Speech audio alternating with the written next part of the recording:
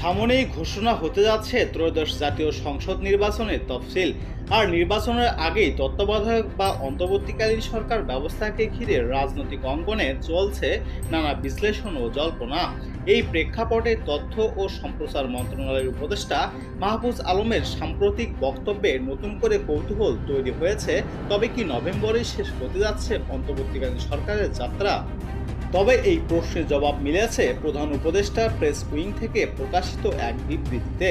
সেখানে স্পষ্টভাবে জানানো হয়েছে, নির্বাচিত সরকারের কাছেই দায়িত্ব হস্তান্তর করবে বর্তমান অন্তর্বর্তীকালীন সরকার। নির্বাচিত সরকার দায়িত্ব গ্রহণ না করা পর্যন্ত উপদেষ্টা পরিষদ তাদের কার্যক্রম চালিয়ে যাবে। বিবৃতিতে আরও বলা হয়, সরকারের সংস্কার কার্যক্রম নভেম্বরের মধ্যেই শেষ করতে হবে এমন ধারণা সঠিক নয়, বরং এসব সংস্কার কার্যক্রম পূর্ণাঙ্গভাবে চলমান থাকবে। এর আগে